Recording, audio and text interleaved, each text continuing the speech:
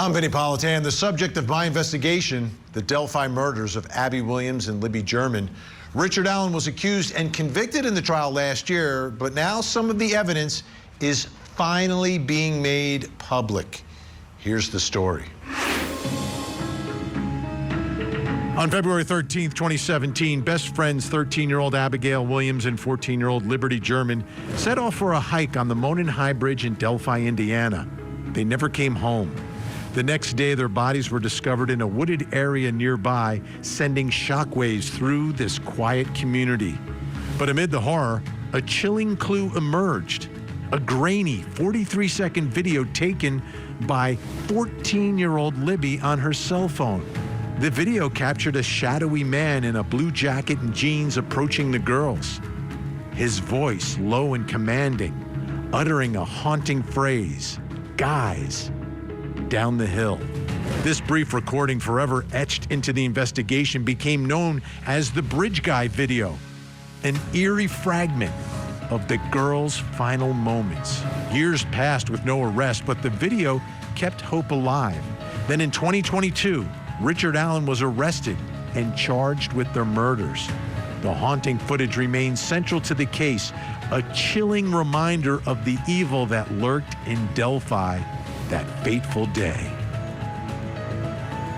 Now, during the course of the investigation, there was just a small clip. It was a grainy clip of zooming in on the bridge guy on the video. And we knew that was just a piece, but we didn't know how that piece fit with the rest of that video. Well, now we do.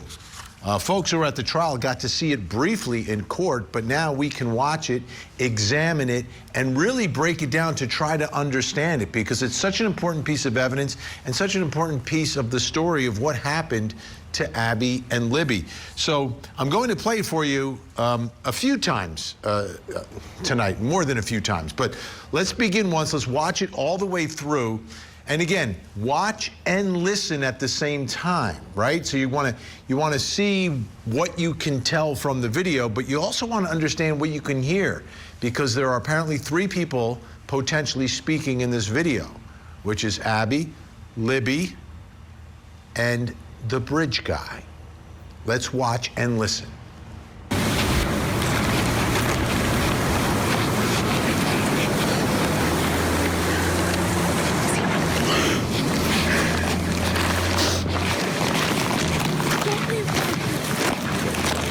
This is the path that we are on. There's no path going there, so we have to go down here.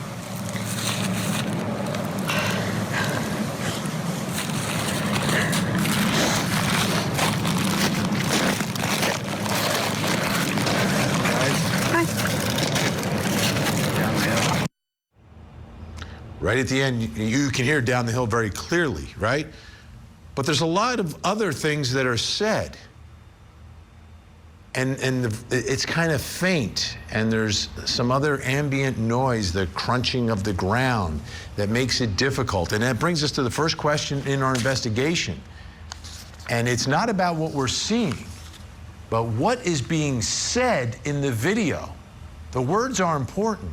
Now, during the course of the trial, prosecutors had their interpretation, but now the rest of the world gets to take a look, take a listen, and try to figure out what is being said in this video.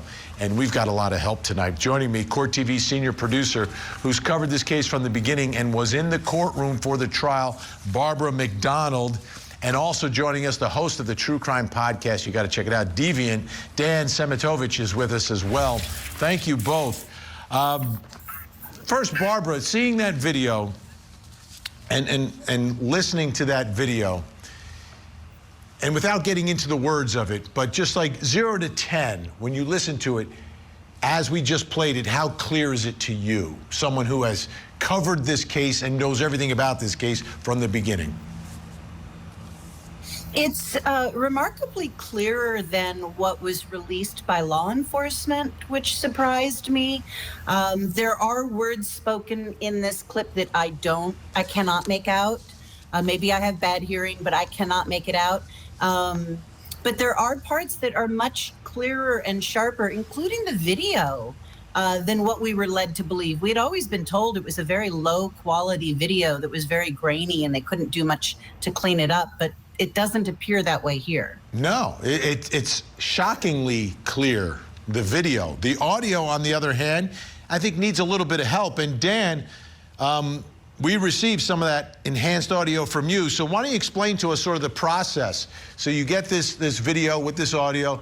What do you do to try to enhance it, to clear it up so it's easier to understand what's being said? Sure, Vinny. Yeah, thanks for having me. The first thing I did was, as soon as this came out, I took the audio from the video and I loaded it into the audio editing software that I use to make podcasts. And part of that is I have a lot of tools to make things sound clean, to take out noise, to take out clutter, to make sounds clearer, to make things more audible. So I used pretty much every tool that I have in my toolbox. And let's make no mistake, this is very tough audio quality-wise. So I boosted what I could boost. I dropped what I could drop to make it as listenable as possible, and I tried to clarify what is clarifiable. I think I got some of it, but I think, like a lot of things when it comes to Delphi, a lot of it's going to be a Rorschach test. What do you think you hear? Because a lot of it's not clear still. So you answered my next question, which was how clear from your perspective is it now with the enhancement? So let's do this. For all the folks who are watching, and for me and for us, let's take a look and a listen with Dan's enhanced video, which I've heard, and I think it's pretty amazing what you've done. But let's take a very, very close listen.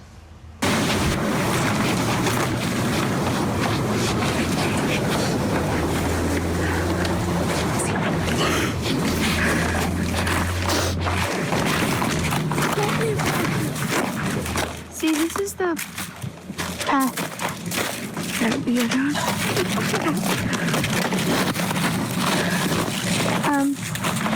There's no path going there, so we have to go down here.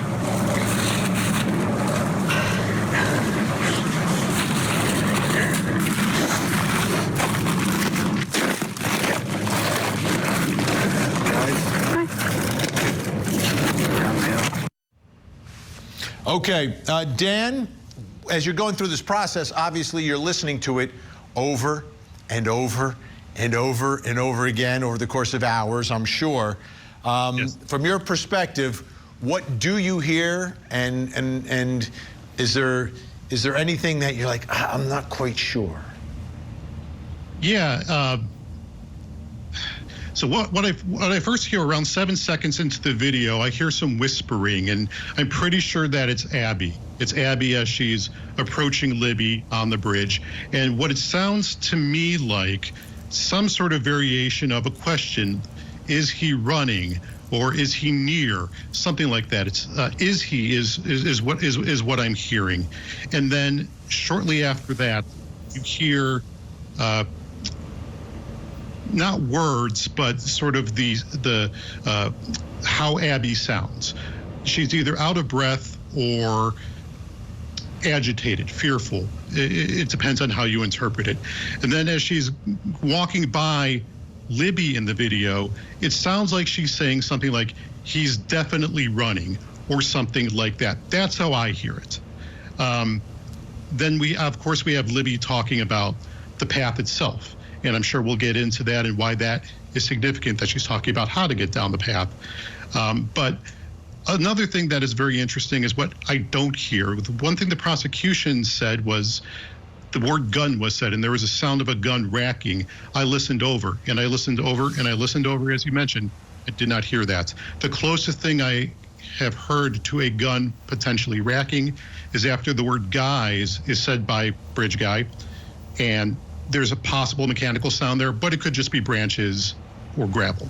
Right, and think about the way Dan is listening to this, right? You've got the super expensive headphones on. You've got all this high-tech equipment. I mean, folks at home are listening on their television. Right now, I'm just listening in this little earpiece.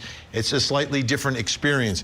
Here's what I want to put up on the screen. I'm gonna play it again with the court TV analysis, right? So the team putting together the show, listening to it, and coming to some consensus on what we believe we hear. right? So let's watch that, and you'll see the words that we believe are being spoken up on the screen.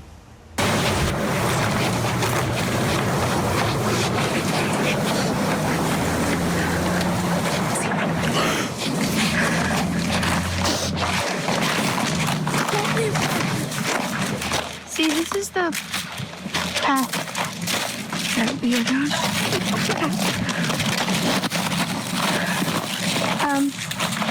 There's no path going there, so we have to go down here.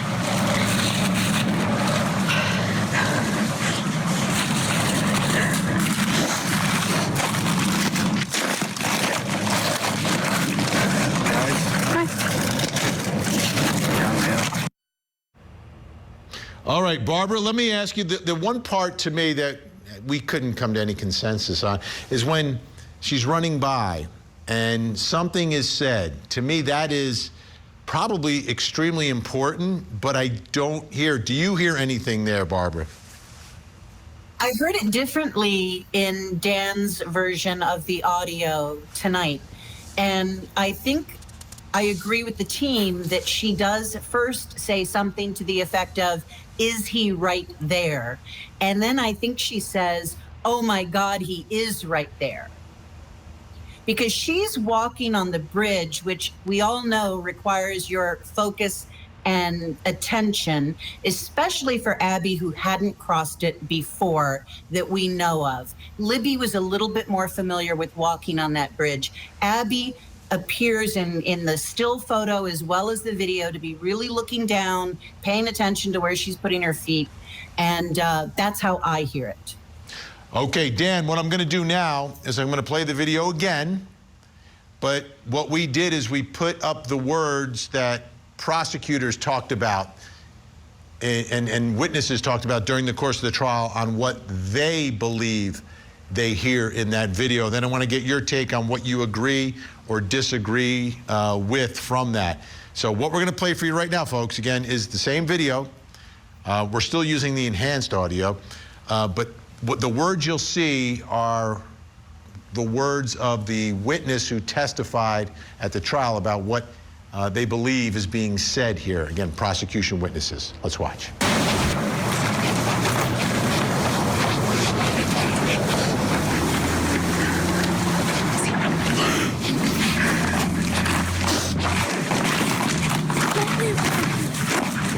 See, this is the path that we are on. There's no path going there, so we have to go down here.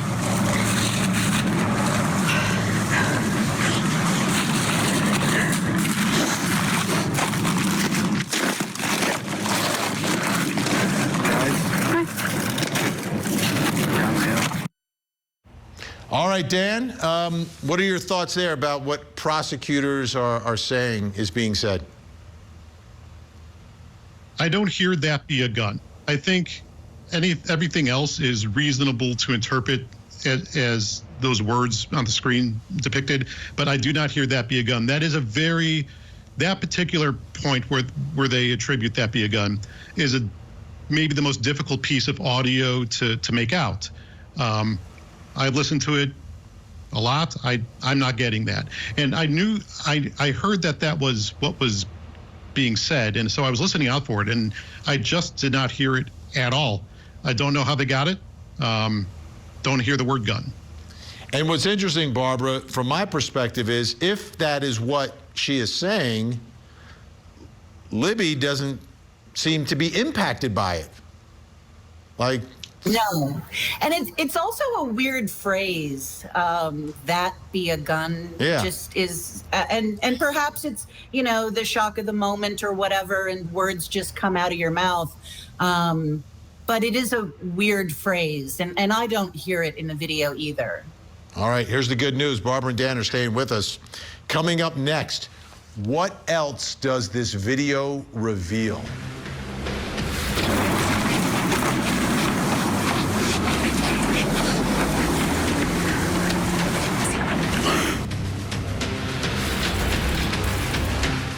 Grieving widow or mastermind behind a murder. Monica Cementelli is accused of plotting to kill her husband. Famed celebrity hairstylist Fabio Cementelli. Prosecutors say she and her lover killed Fabio to collect a big life insurance policy. The defense may say she's a bad woman, but she wouldn't be involved in a murder.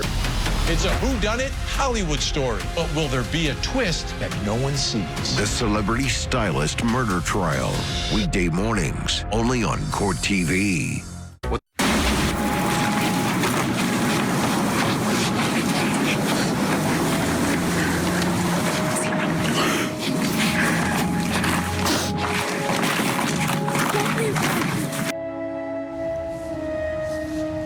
You know, as I watch that video, what strikes me, and Barbara was saying, is how clear the video is. Like, clear images there of Abby. Almost crystal clear, right? Let's take a look as you watch this, right? We zoomed in a little bit here, and like, that is a clear shot. And you wonder what was going on. Why was this video being recorded to begin with? Why was the phone on? Why was the camera on? But the images are clear, and there's a lot to this 43 seconds. And that brings us to the next question in our investigation. Now we're going to focus on the video. What else does this video reveal that was recorded? Still with us, Court TV senior producer Barbara McDonald and podcast host Dan, here we go, Semitovich is with us as well. I got it. It's a challenge, but I got it. You did. And the true crime podcast is Deviant, by the way, folks. Okay, so I want to take a look at the video of the disturbed ground, if we can take a look at that. And Barbara, what are your thoughts here about what we're seeing in that part of the video where the ground is disturbed? Well, since Libby is largely recording the ground, we do get a very good shot of this area that she is saying we need to go down here to go down the hill. And you can see that the ground is already disturbed. Some of the rocks are moved, some of the dirt is exposed. And this was something that the investigators pointed out as they found this after the discovery of the bodies. When they went back up to the bridge and started doing their search, they saw this area and surmised that this was how they got down the hill as well. I also remember talking to Cody Patty, who was Libby's uncle, and he was part of the search party on the 13th looking for the girls. And he noticed that area as well and said that to him it looked like somebody had slid down the hill on their butt. And it's interesting that it's already disturbed before Abby and Libby go down there. So why is it already disturbed? Had somebody already traveled down there that day? Had the bridge guy come up that way? One theory is he was already on the south end of the bridge, and that's how he made his approach. That's not the theory that fits the RichardAllen story. But that is a theory people have had for many years, that he came up from the south side, saw the girls on the bridge, and then circled back, and that's when they got concerned and recorded that video. How about from your perspective, Dan, in that part of the video? Yeah, I agree with Barb. Look, before RichardAllen was arrested, before we knew all the things that we know now, Barb and I did a podcast called Down the Hill. And in the very last episode of it, we sort of laid out our theory of what happened. And there's two very key pieces of information timing-wise that you need to keep in mind. Libby took a snapshot of Abby on the bridge at 2:07 p.m. that afternoon. At 2:13 is when the encounter with the man on the bridge happened. Now, when you look at that Snapchat picture of Abby, it's facing from south to north. No one is behind her. There is no one there. 6 minutes later, Bridgeman is encountering them. So where did he come from? Is he the world's fastest bridge runner and he covered that entire distance in 6 minutes? Or did he come from the south end of the bridge, which would have been behind Libby? We always postulated, and we did so in the podcast, that the guy from the bridge came from that south end, probably up the hill, and they had an initial encounter with them, walked past them, turned back around, and then came back around. That's fascinating. I want to put up on the screen, because we have a good idea of how far behind the bridge guy is from Abby in this image. And to me, this is striking because I had no idea, like, how far behind was he? And obviously, if we talk about that theory of him sort of making a U-turn, she's trying to get some distance from him. So would get a little bit of distance from him, and that might explain part of it, right? Mm-hmm. Yeah, absolutely. And another thing to keep in mind is how agitated she sounds when the video starts, right? Libby is keeping it pretty cool and calm and stable, but Abby sounds pretty agitated. If what either of us said as to what's on that tape is true, she's pretty scared. Why is she pretty scared? What happened to scare her? The reason, the most logical thing is that there was some sort of initial encounter that caused Abby to be afraid and caused Libby to start rolling that camera. Now, finally, we've got some images from you, Dan, of the bridge guy. I want to put those up on the screen, and you explain what you're seeing here and what is the significance of all this.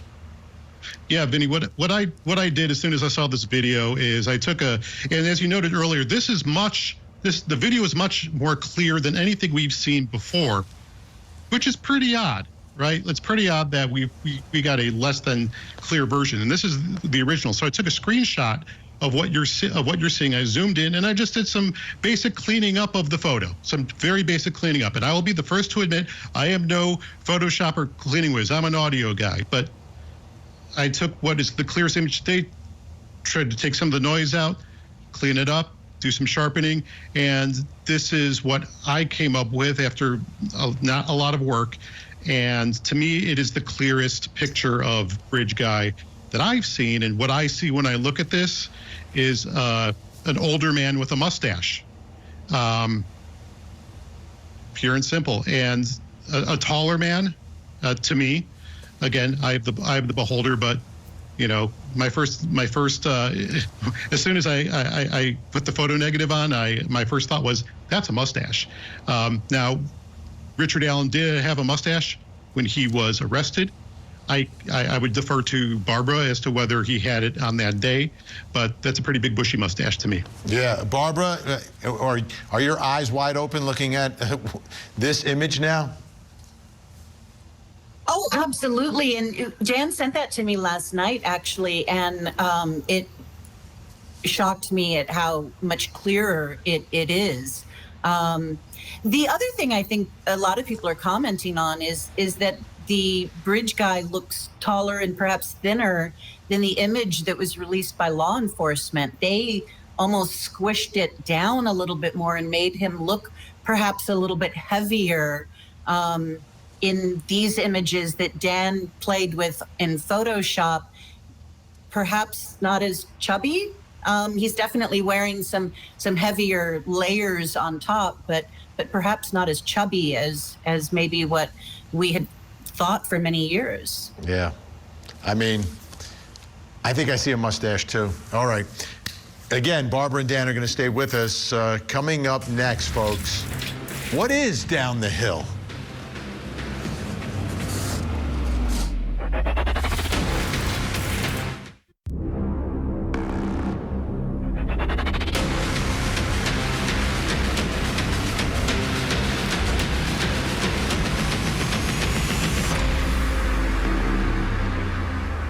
I'm Vinnie Politan. We continue our investigation of the Delphi murders. RichardAllen is already serving a life sentence for the crime, but because of the lack of transparency, we did not get to see or hear any of the evidence in the case. But now we are beginning to, as the defense files their appeal. Here's the story of the victims, Abby and Libby. It was a chilling clue. A grainy, fleeting video that would become the centerpiece of one of the most haunting murder investigations in recent history. On February 13th, 2017, 13-year-old Abby Williams and 14-year-old Libby German set out for a hike on the Monon High Bridge in Delphi, Indiana, never to return alive. But before their tragic deaths, Libby had the foresight to record a brief, haunting video of a man in a blue jacket and jeans following them on the bridge. The footage captured his shuffling gait, his hands in his pockets, and a chilling command. guys down the hill. Though grainy and only seconds long, this video became a crucial piece of evidence. It gave investigators the only known image and voice of the suspect, dubbed the bridge guy. Now the entire video has finally been released to the public, fueling renewed nationwide interest in the final moments of the lives of Abby and Libby. So, during the course of the investigation of this case, because it went unsolved for years, and according to the prosecution's own theory and the conviction of RichardAllen, they had everything that they needed almost immediately, but somehow it got lost in the shuffle of paperwork and interviews. Like, they knew RichardAllen was there. They knew he was there, yet there was no follow-up on that because of the way the investigation went. But the release of the video, there was also the release of the audio. Now, the video and the audio were not in sync, right? The audio was taken, as we now know, from the end of the video, so they released that piece from the end, along with the video zoomed in of the bridge guy from an earlier part of that 43-second video. But let's take a listen to those 12 seconds that became so significant in all this. The voice of the person that investigators, police, and the jury believed is the killer.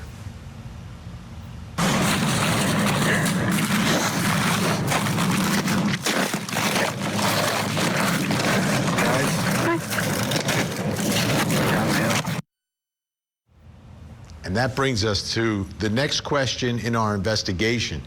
It's an important one, really important. What is down the hill, right? Guys, down the hill, but you go down the hill, what is down the hill? Let's bring in our guests. Joining me, Court TV senior producer, has covered this case from the beginning, was in the courtroom for the trial, Barbara McDonald, and also with us, the host of the true crime podcast, Deviant, Dan Semitovich, is with us as well. All right, Barbara, let me ask you, I don't know if it's a simple question, if it's a real difficult question, but like, what is down the hill? Down the hill is just some land that gets you over to the creek. It's private property. There's an ATV route there.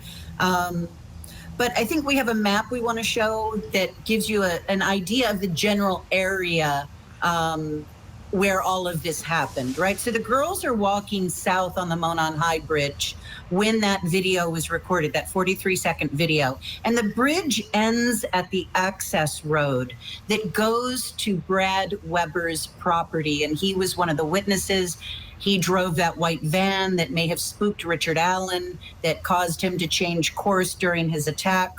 But in the video, the girls are told to go down the hill, and that would require a left-hand turn or a north turn that would take them on that flatter part of the land across the creek.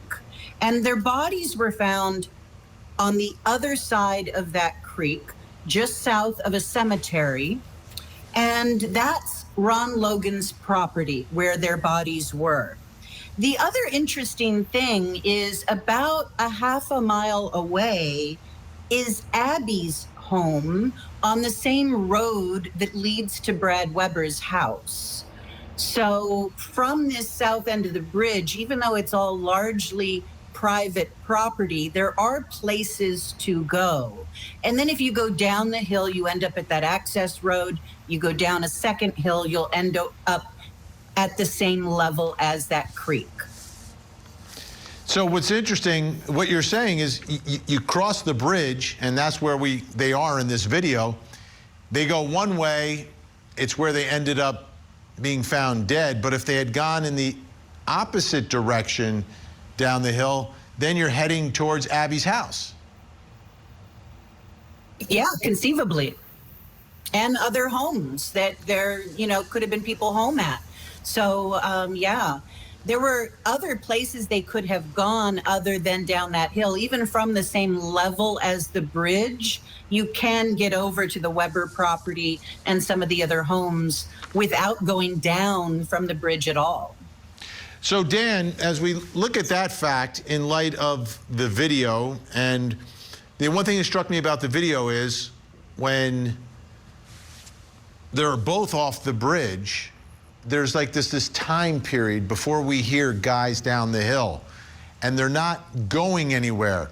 If at that moment, and I don't know if they knew that there was a gun or if they believed there was a gun, but if at that moment they had taken off in the other direction, it would have been going towards a known safe place versus the other side, which is sort of unknown, which begs the question, why didn't they go home?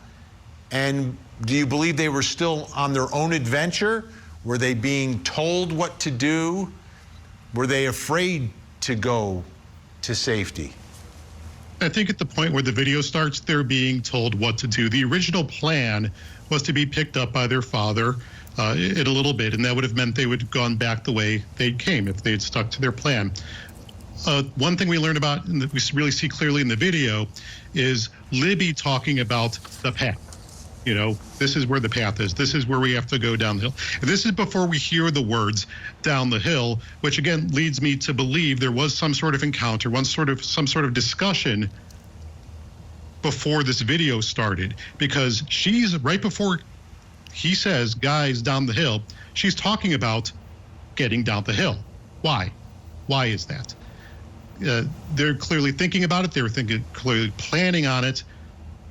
I don't believe that they were doing that under their own power and will. Yeah, and what you just did you see the light bulb over my head? Yeah, that you just caused it? now that is making so much sense to me at this moment. I want to put this up. Now, this is another interesting twist in all of this, because we know that RichardAllen, his defense team, are filing an appeal, and they want a new trial, and there's some evidence that they want to get in front of a new jury.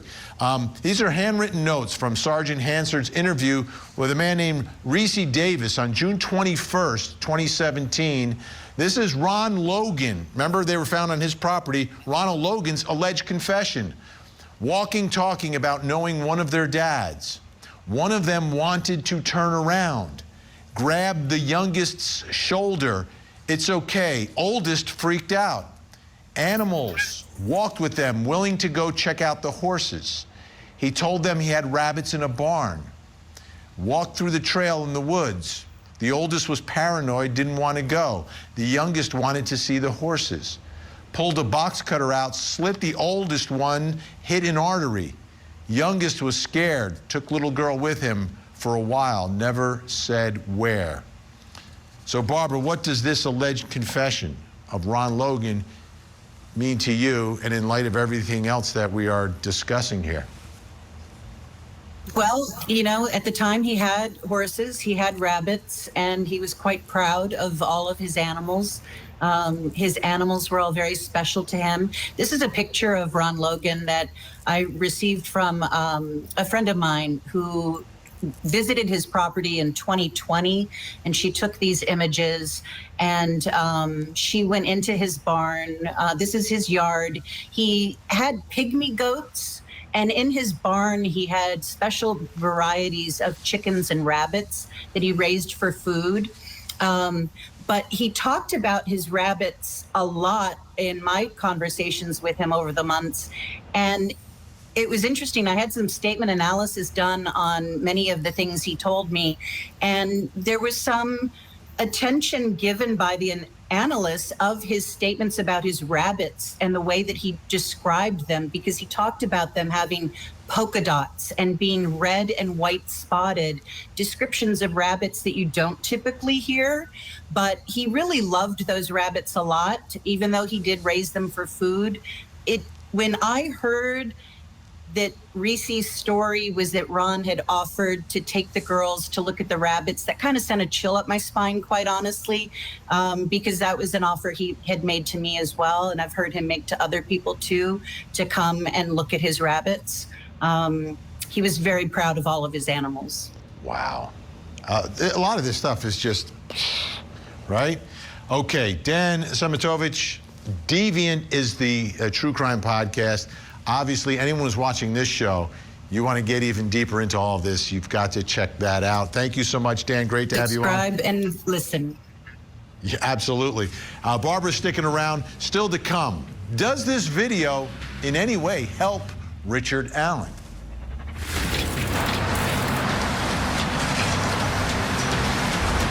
RichardAllen, you child murderer! Why did you do it? 10:15, a dog is heard barking. This is the first case you'll ever hear that you've got to determine the time of death by a dog's wail. There were no ring cameras. There were no cell phones to ping off locations. Was that white Bronco there at the time you drove by it? I didn't see it. There was one critical witness that was never called. She saw OJ's white Bronco. Trial and Error. Why did OJ win? A Court TV original series. New episode Sunday night, 8 Eastern and Pacific. Only on Court TV.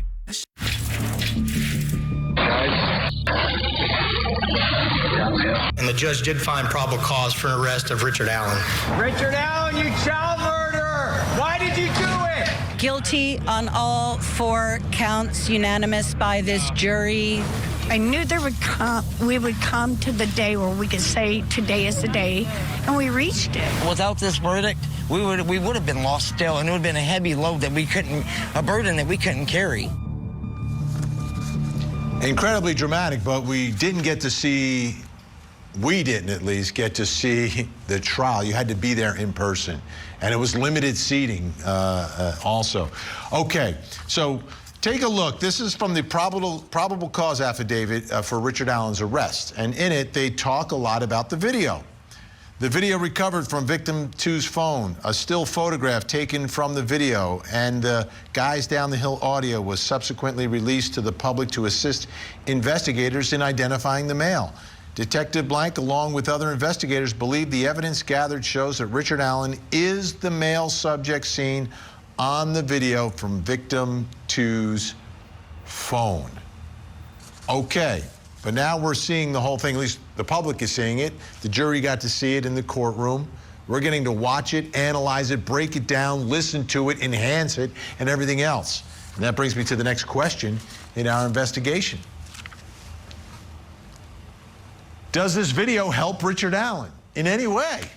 Is there any way to interpret this video that it helps RichardAllen, the man who's been convicted and sentenced to life in prison for the double murder?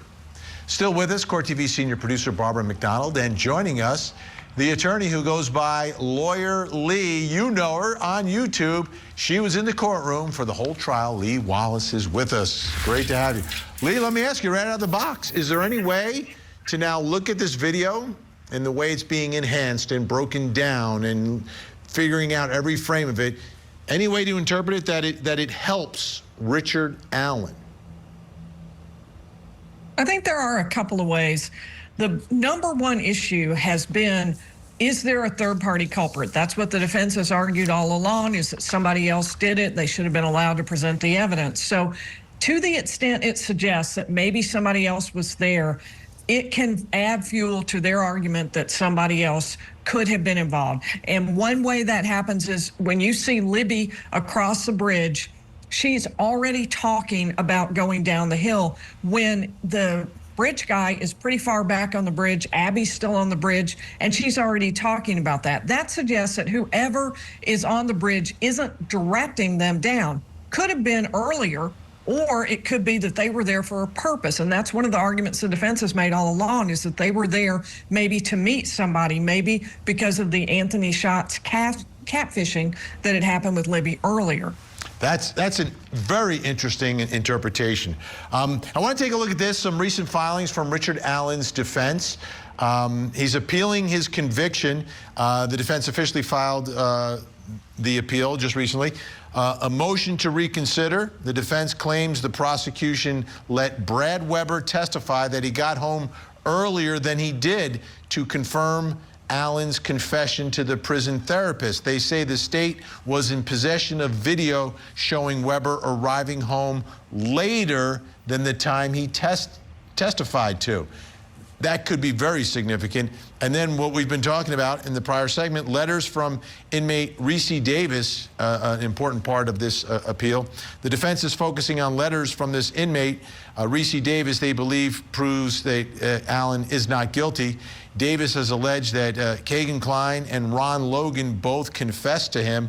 The defense is attempting to poke some holes in the state's claims that it can't find one of the letters. Lee, what are your thoughts there on some of these issues that the defense has been talking about? Well, that whole issue around Reese Davis and what he had to say about other people who had confessed is critically important. And you've got Libby and Abby here on the end of the bridge, and you've got a guy who sounds still pretty far away when he says guys down the hill, and they're already talking about going down the hill. To me, that suggests that they had a plan, and I think that's definitely going to be part of what is going to be argued on appeal. I think the fact that they were already there suggests that there was some kind of disconnect. I do not see, though, and I looked really hard, any shadows of other people around them. You've got Libby talking sort of conversationally, not yelling back to Abby, not yelling to the guy on the bridge, but just saying, okay, so we need to go down the hill, which sounds like she might be talking to somebody right next to her, but I don't see any shadows. So there are just a lot of mysteries around this video. All right, Barbara, your thoughts and your interpretation. Is there a way that this video could be interpreted to help Richard Allen? I think it can. One of the other things that was never done by the state at trial was an analysis of how tall Bridge Guy is based on this video. And that was something that the state had a witness who said, well, you know, we looked into it and the margin for error is too great. It's about 2 inches was the margin for error. Richard Allen is 5'4". Many people who have done some analysis on this video from the still image put Bridge Guy's height closer to 5'10", even with a 2-inch margin of error.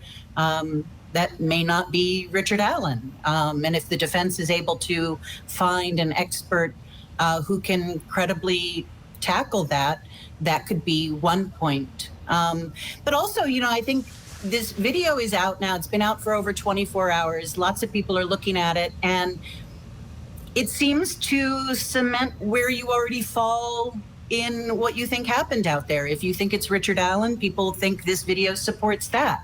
And if you don't think it's Richard Allen, people say this video supports that too. So as clear as it is in places, it still doesn't give us the whole picture of what happened. You know, it's interesting. I'm just looking at that last image because you have the picture, and you can look at 2 people at once, right? So you've got Abby, and then you've got Bridge Guy, and you can clearly figure out the distance between them. I've got to think there's a mathematical equation somewhere to figure out how tall he is, but that'll be up to someone to figure out. Thank you so much, Lee Wallace and Barbara McDonald. Check out Lawyer Lee on YouTube. Great to have you both here. You know, it's difficult for me to have an opinion on this case because we have not been able to see and hear the evidence. And that's obviously a shame, especially because many have been very skeptical of some of the tactics in this case and the unusual circumstances surrounding them. I hope more does become public because in order for the public to trust a verdict, the system must trust the public to be able to see the evidence. I'm Vinnie Politan. We'll keep digging for answers as the investigation continues.